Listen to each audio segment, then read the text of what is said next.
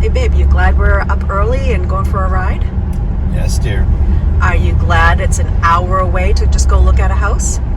Yes, dear. Do you still love me lots and lots and lots? Yes, dear. Welcome to New England and our 1836 home.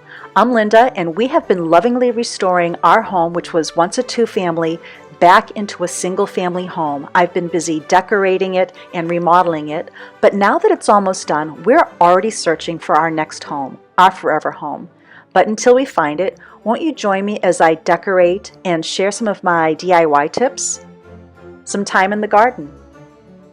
We're going to be doing some entertaining and crafting together, and we're even going to bake and cook together. That's not all. I also take all my kindred spirits along shopping with me, and we go look at old towns in New England, and we're also going to take you along to look for our next home, our forever home.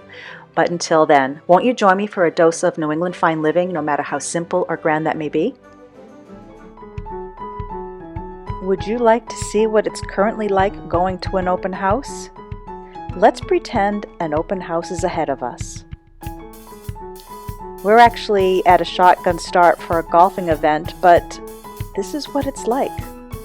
Everybody's rushing to get to the driveway or a parking space first. But then there's the days we're just driving by homes, checking out new towns to see the area, or we have an appointment, which is much more relaxing. We've been searching for months, so the homes I'm going to show you are in no particular order.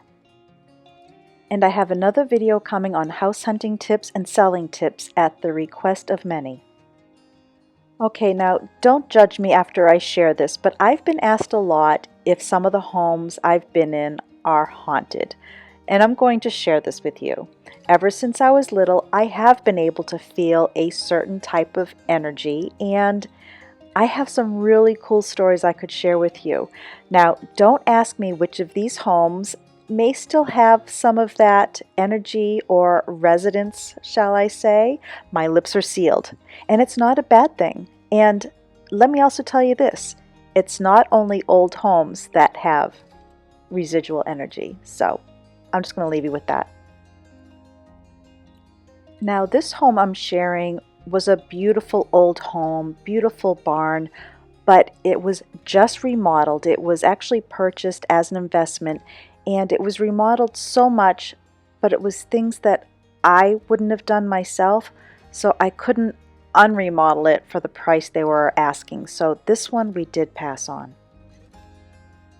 Now this home really pulled on my heartstrings. It was dated, it needed a lot of work inside, but it spoke to me. But Ben was not as in love with it once he saw the inside, and he just saw a lot of work, and he really does want me to take a step back and take it easy, and it did sell that day. Now this home, we actually drove an hour just to drive by and to see the area, and the realtor was outside waiting to show it. So he actually let us in, showed it to us, but we had to scoot in and out real fast because the other people looking showed up, and they actually, I think, bought it because we didn't have a chance to call them back. It actually went under agreement online the next day, so we missed out on that one. This next home is one of my distant ancestors' homes, and we got a tour of it before it was on the market. The strange story is, Ben and I were standing in front of it when our realtor called to tell us about it and asked if we wanted to see it. I had actually found it the year before and researched it and photographed it for Instagram. There was a bidding war once it went on the market, and we chose not to be part of it since there were expensive things I wanted to do inside to make it into our unicorn home, and it also lacked some of the land that we wanted. Ask me if we're a little upset that we didn't at least make an offer, especially now that we've been house hunting for so long. Then again, please don't. I did cry when I heard it sold after we looked at it. Now, unfortunately, this next home I can't show you much right now. It's not on the market, but we reached out since we knew at one point that it might be, and this is one of Ben's ancestors' homes. And since we knew the owners, we thought we would take a chance and call them, and they were very open to us coming by, looking at it, and making an offer. I should mention that the owner of this property is also a distant ancestor grandson, and he is very emotionally attached to this property, and what we were willing to offer isn't what he was willing to let it go for, so the search continued. Before I go on and show you some more homes, I thought I would mention that a lot of the homes that Ben and I have traveled to see in the past, not for house hunting for ourselves, but to research, because we have actually found so many of our ancestors' homes that are still standing. And we did this with the help of Ancestry.com. Now, this is not a sponsored post, but it is a company that I work with, and we have found out so much through Ancestry, including finding my 5th great grandfather Elijah's story, who was part of the Boston Tea Party, and I can't help but wonder if that's why I like coffee a little bit more than tea. The Boston Tea Party is one of the reasons Americans drink more coffee than tea versus the English. That said, I do have an ancestor in Europe who grew tea at their estate, and they still grow tea there today, and it is a property or a castle that is open to the public. I have to re-find that information so I can work on it and find a little bit more about it. I will put some links below for anybody who's interested in learning a little bit more about Ancestry.com. Well, this took me by surprise. Kindred spirits who knew we were looking for our unicorn home actually reached out to us and shared information on homes they knew of that we should go look at. And I did. All right, we're incognito because we are heading up to a house that I found out has been lived in on and off. It's a house that needs a lot of work. It's a house that is not for sale, but I'm gonna drop a note in the mailbox and possibly on the door. So we are in hiding just in case somebody's there, all right? So let's go do this. It's a secret.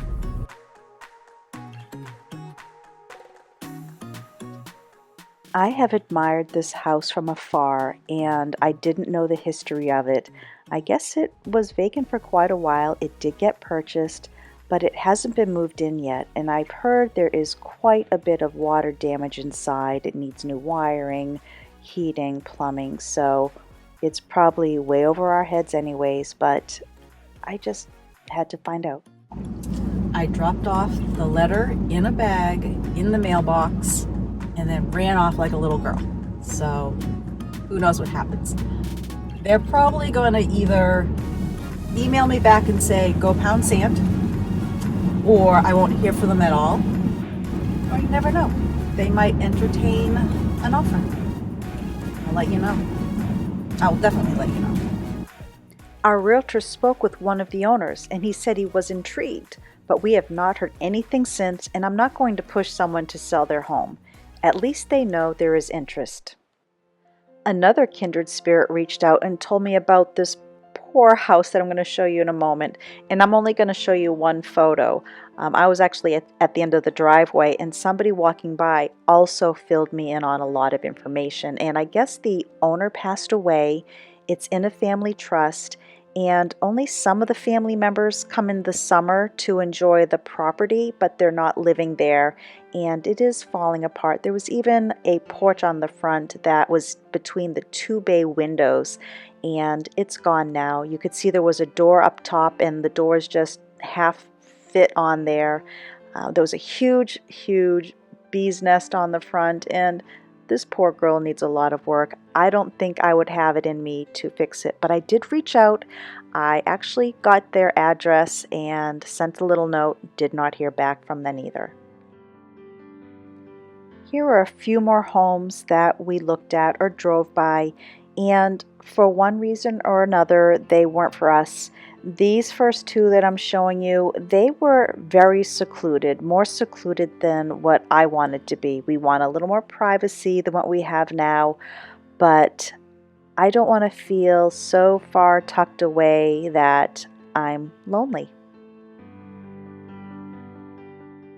And this one was too small. I just realized I feel like Goldilocks in the Three Bears.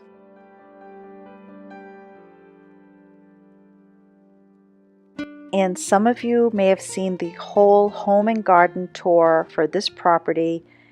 It sold before I could even get Ben back to take a look, but I guess it wasn't meant to be. I will put a link to that tour below and it will pop above right now. Now, we drove by this one before setting up an appointment to see inside. We wanted to make sure we liked the area.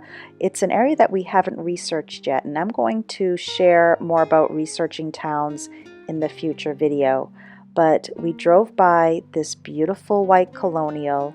It had beautiful horse pastures on one side, and it had a small man-made pond on the other, and we couldn't see the backyard, but we drove home and we called our realtor to take a look inside. And one thing I first want to mention is while we were walking and driving around the neighborhood, one of our kindred spirits, who is now one of our friends, was actually driving by the house to look at it, to let us know what it looked like, and we just started laughing, and I asked her to get out, we hugged, and of course when we got into the house later that day, she had to know what we thought, and what we thought, unfortunately, was we loved the house, we loved the land, but there was not a backyard that was usable for our needs, because all the other land was right on the road frontage. Truth be told, we both felt a little emotionally drained. We really thought it was going to be the house. So when I found this dollhouse while out thrifting, I told Ben I should just buy this and we could plunk it down on any piece of land that we wanted. On that note, here's a fact. We love our beautiful old home, and every time we return from looking at other homes, we keep wondering if we should just stop house hunting for a while or buy land and design our dream home. Building is something we have thought about in the past. I've designed a home before, and I will show it to you in a minute. And I finally found the wallpaper for my breakfast nook. I've actually ordered it. It's coming from England. It's being made for our breakfast nook, and I won't see it for about 10 weeks. So I can't move until the wallpaper comes and I put it up, right?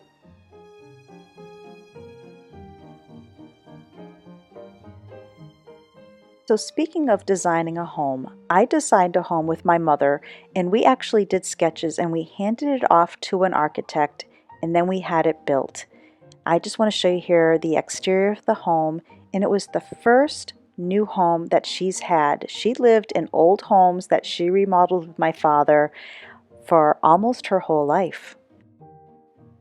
Honestly, I'm not sure if I would want to be in a new home. I love the history and stories they come with. Now on this project, not only did we sketch out the house that we envisioned, the layout, the interior, I was her interior designer. I selected all the products inside and out. I was also the project manager on site during the build almost the whole time. And what I can tell you is that I'm impatient, and I don't know if I want to go through another build and waiting for our dream home to be built, but I'm not close to that idea. Thank you for joining me today, and please subscribe or tell a friend about this channel if you enjoyed watching. And if you have any ideas for future episodes, please put them below, and we go through those all the time. I have a list of videos that I hope to create for you, but between house hunting and interior design and working on our house, I'm going to be loading them up as I can, but I can guarantee you once a week you will be able to watch a little bit of New England Fine Living to help you find your own version of fine living, no matter how simple or grand that may be, no matter where you live. Bye now.